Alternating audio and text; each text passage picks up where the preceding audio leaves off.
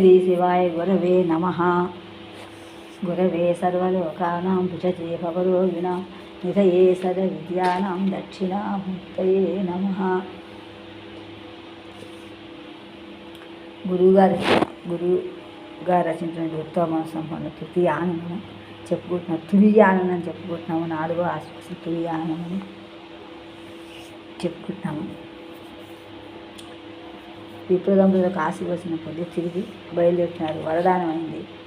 తిరిగి వాళ్ళకి ఊరు వెళ్ళిపోతున్నారు. ఆ కవి చెప్పిన ఆపాను నిన్న మనం. కవుల హృదయం తెలియాలని దక్షిణామూర్తి శరణిస్తూ చెప్పడానికి ప్రయత్నిస్తున్నాం. మన నన్నయ్య గారి మధుర భావాలు, ఒక కవి యొక్క మధుర భావాలు ఇవి వినిపిస్తున్నాయి, కనిపిస్తున్నాయి. చెవులకి జ్ఞానేత్రానికి కనిపిస్తున్నాయి, చక్షు ఇంద్రియానికి వినిపిస్తుంది. దాన్ని తన్మయంతో చూస్తున్నట్టు కవి ఇప్పుడు ఆ ప్రకృతి పురాభిమర్శం ఎలా ఉందో కూడా ఇక్కడ కవి వర్ణిస్తున్నారు. అది నన్నయ్య గురించి మనం చెప్పుకుంటున్నాం. చెప్పుకుని ఒకసారి కూయన ఒక్క కోకిలము కూజితం బొనరించి అంతట రామాయణ భవ్య కావ్య కలితార్థము సర్వము ధ్వనించే ఆ కోయిల కంఠమందు సుఖ కూజితము ఒకటి పుట్టి అది వ్యాసాయితమౌచు భారత మహార్థము తెలిపి శృతిప్రియముగన్. మొట్టమొదట వాల్మీకి రచించినటువంటి కూశబ్దంలోని ఉంది. కూలిందం రామ రామేతి మధురం మధురాక్షరం ఆరుష్య కవితా శాఖం వందే వాల్మీకి. కూ అనే కవిత రాస్తే ఇంకా అదే మళ్ళీ ఆ కోయిల కంఠం ఉంది. సుఖకూజితమైనటువంటి ఒక ఇది పుట్టింది. అదే వ్యాసకృతమైనటువంటి భారత మహార్థం. దాని యొక్క శృతి చెవులకి ప్రియంగా, రెండోది శృతితో కొన్ని వేదంతో కొన్ని శృతి స్మృతులకు అన్నట్టుగా మనకి విభిక్షని చెప్పారు. తర్వాత కవి నన్నయ్య తొలిగా ఒక్క కవితోయ జగద్భమున్ రాణ్మహేంద్రపై వలసిన చూపులను తన కుహు కంఠము విచ్చిపాడే ఉజ్వలము ప్రసన్న గౌతమ తఫఫల మంగళ గౌతమీ నది లలిత తరంగ శబ్దముడు లాలిత భావరసాధ్వనీనము. ఆ నన్నయ్య గారి కంఠం ప్రకాశంగా గౌతమి నది ప్రవాహంలాగా రాజమహేంద్రుడి ఆ చూపులతో కుహు కంఠంలా ఇప్పి పాడింట అని చెప్పారు కవి. పద్మ లాంటి హుంగరంటే అల్పిత సర్వసత్కవి మహత్వము కంఠము విచ్చి ఎత్తే ఆకల్పిత పన్నగేంద్రు నవికల్పమతి బహుళాత్మ బోధనా శిల్పగుణములన్ మనమసిద్ధులనందియటంచు దీవెనలు సల్పినట్లుగా గుణరసధ్వని పాక విశేష రీతులన్. నన్నే తిక్కనగా మనమసిద్ధి కాలంలో ఉన్నటువంటి తిక్కన మహాకవి గారు రసంతో, గుణాలతో, ధ్వని పాకాలతో, విశేషంతో, రీతులతోటి అన్నీ కలిపినట్టుగా దీవెనలు ఇచ్చినట్టు. ఎలా ఉందా అక్కడ అల్పిత అక్కడ ఒక బాగా అల్పమైనటువంటి శరీరం కలవాడు, అంటే బాగా సన్నగా అలా ఉన్నటువంటి సర్వమహత్వం అన్ని గొప్పదైనటువంటి కవుల యొక్క మహత్వం ఉన్నట్లుగా అన్ని కవులతో కూడినటువంటి మహత్వం అందరి కవుల యొక్క మహత్వం కంఠముందు ఉన్నటువంటి ఒక ఎత్తి పూచిక. అది అలాగే ఆకల్పిత పన్నగేంద్రుడు నాగేంద్రుడు చదివినట్టుగా, ఆదిశేషుడు చదివినట్లుగా ఎక్కడ విడిగిపోకుండా ఒకే ధారలాగా అనేకమైన ఆత్మలతో, బోధనతో, శిల్పగుణాలతోటి మనమసిద్ధి సంస్థానంలో ఆస్థానంలో ఉన్నటువంటి తిక్కన్న గారు దీవెనలు ఇచ్చి రసగుణ ధ్వని పాక విశేషాలతో దీవెనలు ఇచ్చినట్టుగా కనిపించింది. ఎర్రనలై చిగిర్చిన మహీరుహముల్ లతలించి పైగర్రున తేంచి అవికార గుణమున పొట్ట నిండుగా జుర్రిన మాధురుల్ తనదు చూపుల పల్కుల వెలువరించే తానరులు సాచి బహుళార్థగతుల్ హరివంశ మాధురుల్. హరివంశ కథ, హరివంశంలో కథ ఎలా ఉంటుంటా, భారతం పుత్తవా అంటే హరివంశం పుత్తమే అవ్వదు. అందువల్ల హరివంశం కథ ఎలా ఉంటా, పొట్ట నిండా తినటువంటి తిండి ఎక్కువైపోతే బాగా తినేసిన జుర్రమని తేనిపు వస్తుంది. దురిమాని తేనిపులు అన్నమాట. ఆ వచ్చినటువంటి ఆ మాధురి ఎలా ఉంటా, చూపులతోనే పలికించినట్టుగా, చూపులతో ప్రేమగా కవితాస్వాన చూపులతోటి కనిపిస్తున్నట్లుగా ఉందిట.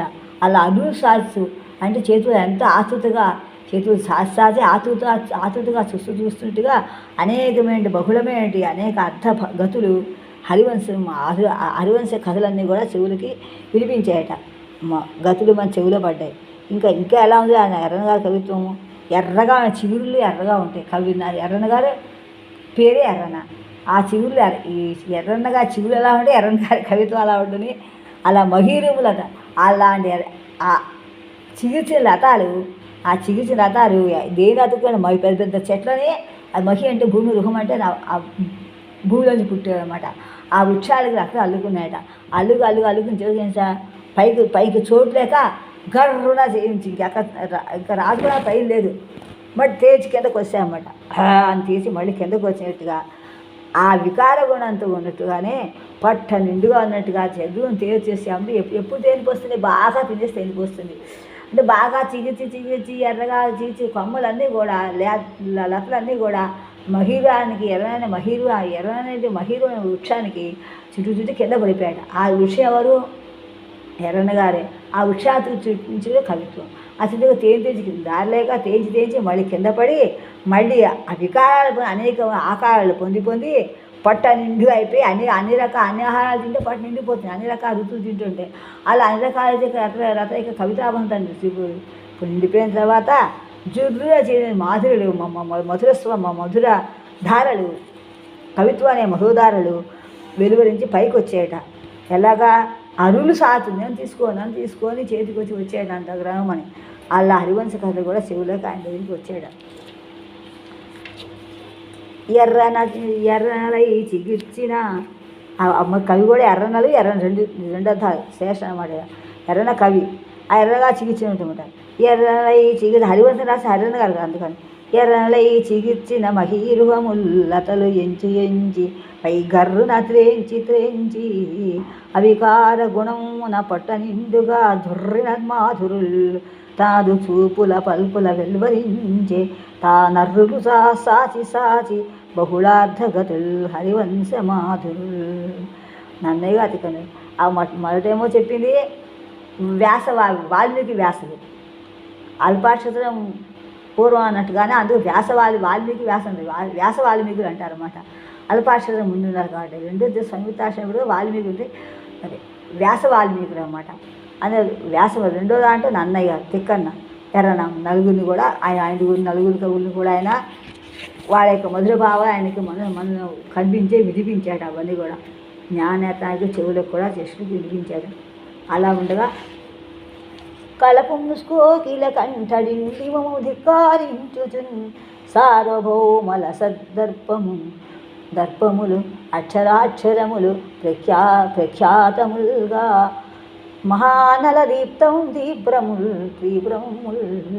పల్లవద్యుతుల్ జుతులు స్వర్ణ స్నానముల్ తీర్చి నిల్చే విచ్చే లతాగాధల్ రాజమౌళి కవిత శ్రీనాథ భావమునన్. శ్రీనాథ భావంతో ఏమి జలమించేట? కలపు ముసుకోకిల కంఠ డిండిమము ఎవడో ఢక్కామృతంగా వాయించాడు కదా, డిండిమ ఓడించాడు కదా.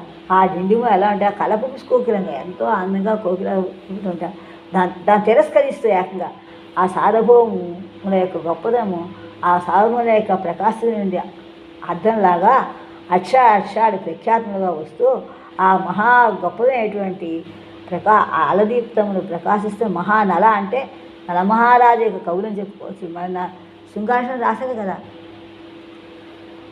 శ్రీనాథుడు, ఈయన ఉత్తరాశనం రాశారు. ఆ నల యొక్క తీపురములు అంటే దీపము అంటే వెలుగు, దీపురము అంటే వెలిగించేది అన్నమాట. అవి రెండు కూడా దీప ధాతుకి విభూపతజ్ఞ ప్రకర అని కప్రచయం వస్తుంది. దీపనాది అది ఇక వచ్చేసి జలదగ్ని శిఖ అని తత్పర్యాయ ప్రదీపం అన్నా దీపం అన్నా ఒకటి. ఈ స్నేహవసనం చెప్తా దీపదీప్తో వస్తున్నాను.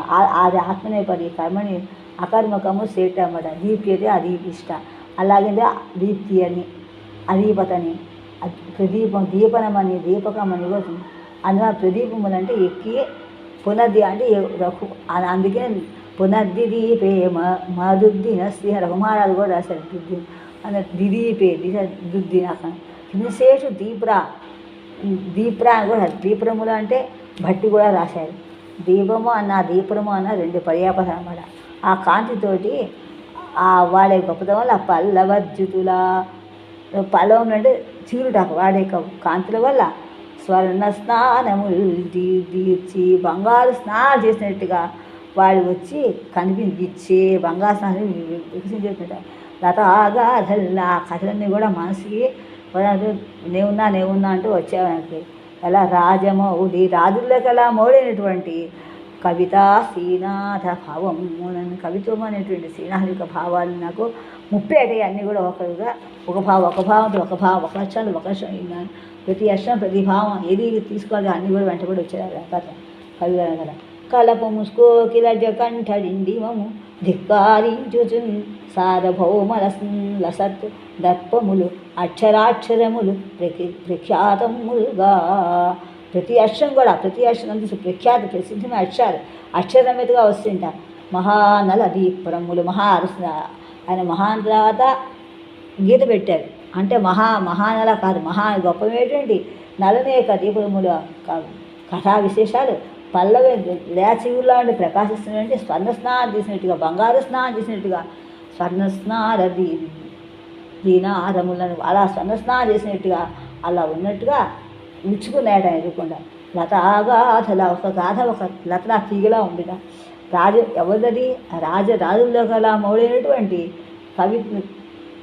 కవితాశ్రీనాథ భావాలను కూడా ఆయనకి మనసులో వచ్చాడు వెంటబడ్డాడు. అలా ఆట సార్వభౌమ ఆట ఒక కలప ముసుకోకిల డిండిమము కంఠడిండిము కలప ముసుకోకిల కంఠడిండిమము ధిక్కారించు సార్వభౌమ లసదర్పములు అక్షరాక్షరములను ప్రఖ్యాతములుగా మహానలదీప్రములు పల్లవర్జితుల స్వర్ణ స్నానములు దీర్చి విచ్చే కథాలతలు రాజమౌళి కవితా శ్రీనాథ భావమునన్ అట స్వారోచిషమౌ మను ప్రభవము సారోచిషమౌ మను ప్రభవ మహాత్మ్యము సూచించు పటుశయ్యాగతి సౌష్ఠవముగా లతాపర్యంకడోలన్ ముదుస్ఫుట బంధమున ఉత్తమోదయ గుణముల్ మెచ్చి కీర్తించి ధూర్తి నంది పదకింకణ మృదురవ స్పర్ధాడు కంఠమునన్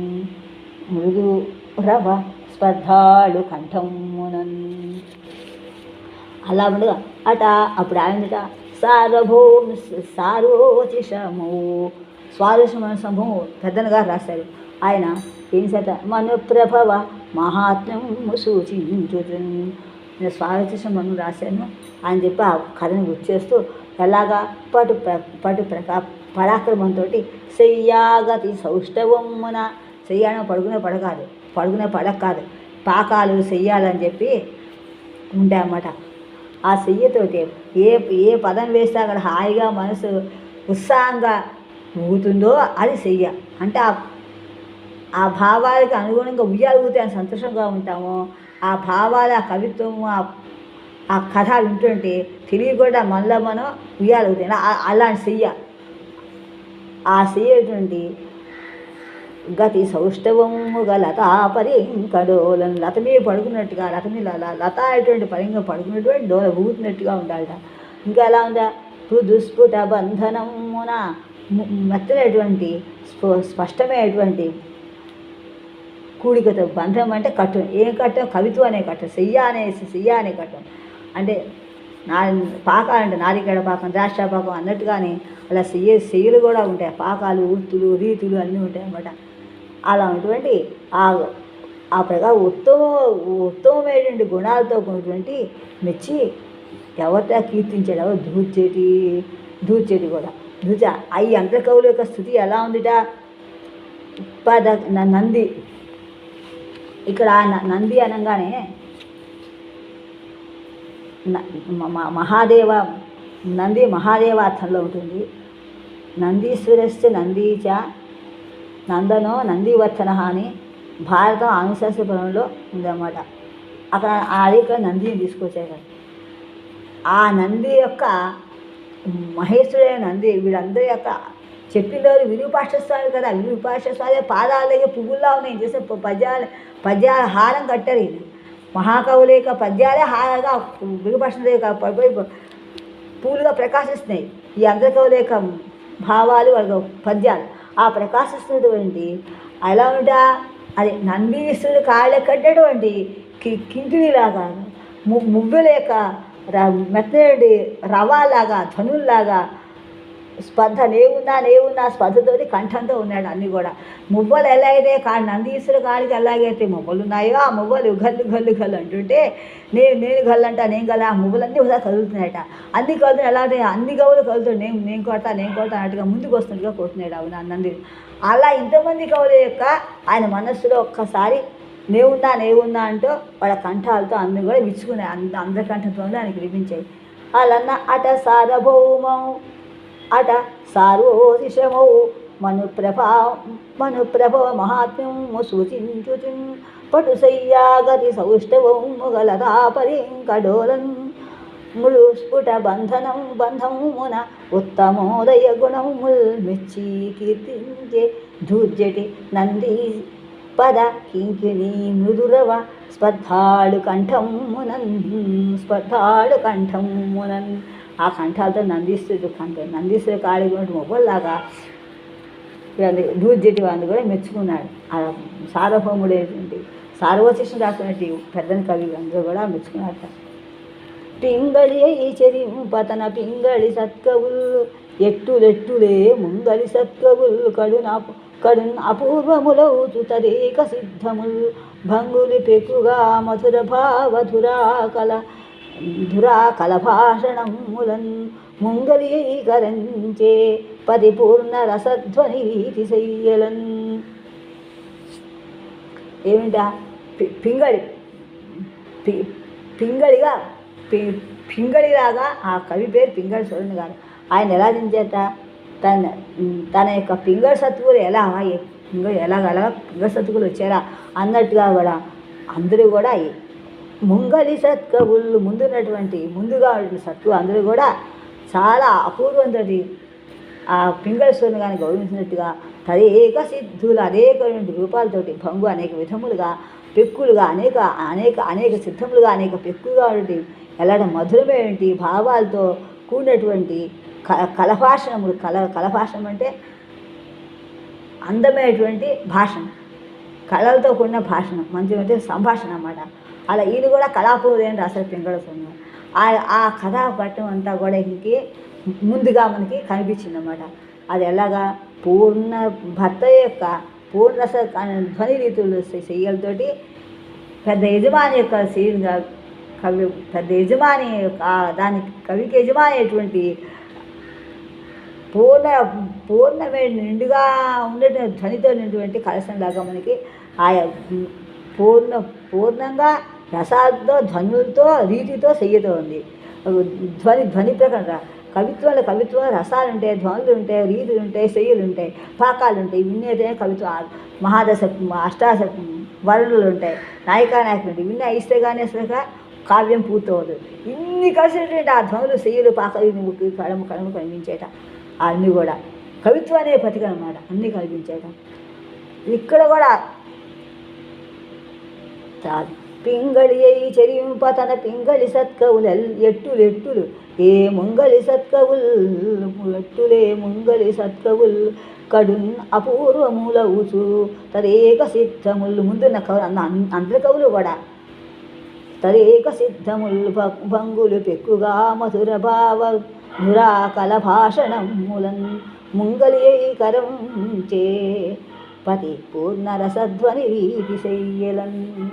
ముందున్ వెన్కనై సుకవి పుంగవులెందరో ఒక్కొక్కరున్ స్పందిత చిత్తముల్ పలుకబారుగళములన్ ఉత్తమోదయానంద విశేష భావనలు అనంత ముఖాన్వయం ధ్వనింపగా వందుల్ మాగధుల్ నృపతి వైభవములు కొనియాడే నర్మలిన్.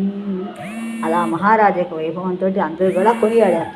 ఇలా అందరి కవులు సత్యవశ అంటే పంపా విరూపాక్షస అందరి కవులు కవులు పద్యాలతో దండ హారాలు ఎలా వేస్తారు. ఇక్కడ కూడా ఉత్తమ మహారాజు పురప్రవేశం చేస్తుంటే అందరూ కూడా ఇలా అనే కవులు ఆ కవులను గుర్తొచ్చేటట్టుగా ఇప్పుడు కవితా పాఠం చూపించారు మేడం. వెంటనే ఆరుమని ప్రేమతో వందులు మాగధులు వంది మాగధులు అందరూ కూడా ఆ ధ్వని వస్తున్నట్టుగా ఆ విధిగా చెప్పారు.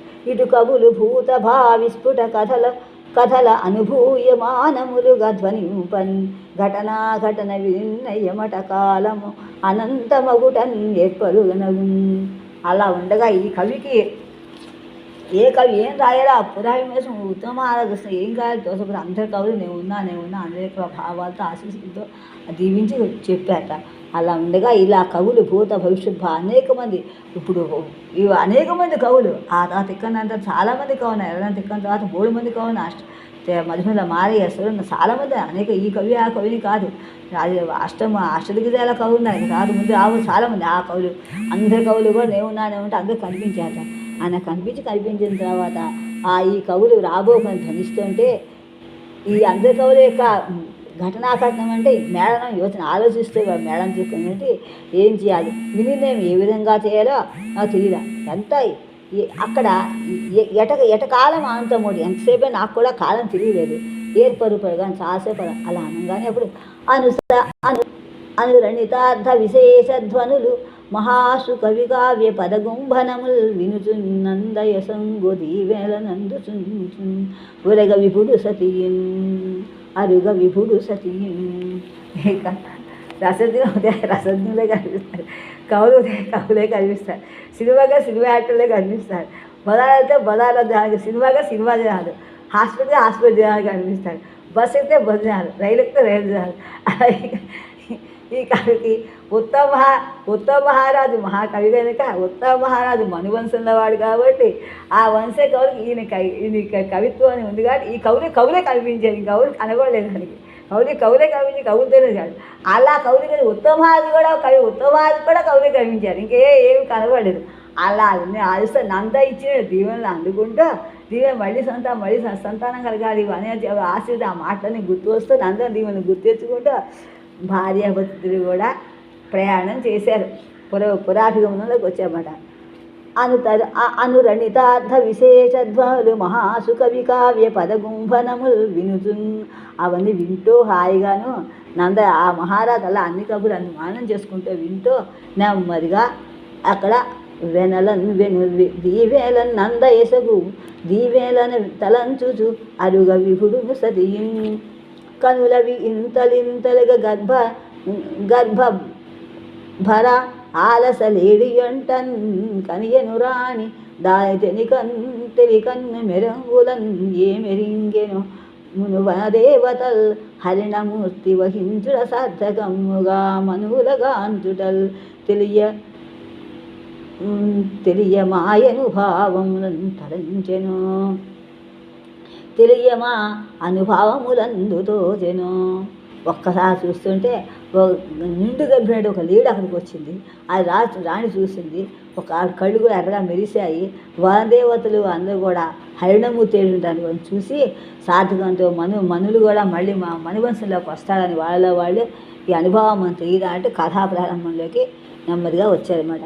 నవ్వు కనుల్ త్రపా మధురం నర్మధర్మముల్ హాస చంద్రికల్ రువ్విన వీక్షిత ప్రభలలో పతి చిత్తము చూరకొన్న ఆ పువ్వుల చూపులన్ తెలియ భూపతి చిత్తమరుత్తరంగముల్ నవ్వులు పువ్వులై సతీయనాథుడు నందఘటించే పండుగుల్. ఇద్దరు కూడా మహారాజు రాణి కూడా నవ్వులంటూ సిగ్గుతోటి మధురమైనటువంటి అనేక నవ్వు హావులతోటి ఆ రువ్విన జుర్రినా గుర్రాకు ఎంత ఇష్టమో ఎప్పుడు అవసరం వస్తే జుర్రు అంటూ ఉంటారు. ఆ చనిపోయేటప్పుడు కూడా నిలువెల్ల జూరకో అని చెప్పి అక్కడ కూడా అది చెప్పారు ఆయన. ఆ ఊరు పచిత్తము తెలుసుకొని ఆ పువ్వులు ఆ నవ్వులు ఎలా ఉంటాయి, వాళ్ళ యొక్క చూపులు పువ్వులు చూసినట్టుగా ఉన్నాయట. ఆ తెలియని భూప చిత్తం కూడా గాలి కంటే గాలి తరంగాలాగా, నవ్వుల్లాగా, పువ్వుల్లాగా సందర్భం కూడా అలా పండగ ఇది. భూత భవిద్భావి కథాన్వితాక్షర మధుర శబ్ద నిత్యం నిత్యత్వం మహత్వ అతిశయ ప్రణయ అతిశయ ప్రణవ ప్రణయాతత గీతములు పాడే అడిజాతముల్ భూత భవద్భావి కథా అన్వితాక్షర మధుర శబ్ద నిత్యత్వ మహత్వ అతిశయ ప్రణవ ప్రణయాతత గీతములు పాడే అడిజాతముల్. భూతకాలంలో జరిగిన కాలంలోను రాబో కాలంలో కూడా, ఇప్పుడు కాలం జరిగిన కాలం జరుగుతున్న కాలం, భూతం అంటే భూతం, భవత్ అంటే జరుగుతుంది కదా, భావి అంటే రాబో కథ. ఆ కథకు కూడినటువంటి అక్షరాలతో కూడిన మధురమైన శబ్దధ్వనులుగా ఎల్లప్పుడూ కూడా నిత్యత్వంగా కూడినట్టుగా, ఎప్పుడు నిత్యంగా ఎప్పుడు ఉన్నట్టుగానే మహత్తుతోటి గొప్పతనంతో అసహ్యంతో ప్రణవంతో ప్రణయంతో వచ్చినటువంటి మధురమైన ప్రణవంతో ప్రయాణం చేసి వస్తున్నటువంటి గీతములు పాడాయి కోకిల. అడిజాతముల్. ఆ కోకిల ఎలా పాట పాడే? భూత భవద్భావి కథ అన్వితాక్షర మధుర శబ్ద నిత్యత్వ మహత్వ అతిశయ ప్రణవ ప్రణయ ఆతత గీతములు పాడే. అడిజాత అలా పాడే అన్నమాట. భూత చెప్పున్నాం కదా. కన్నుల పండువై ఎదురుగా కనిపించే పురము సర్వ సంపన్నము రాజు రాకడలకు వార్చు నిశాముఖమౌచు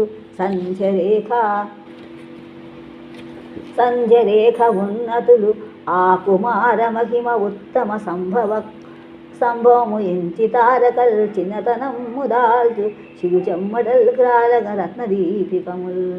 రత్నదీపికల్.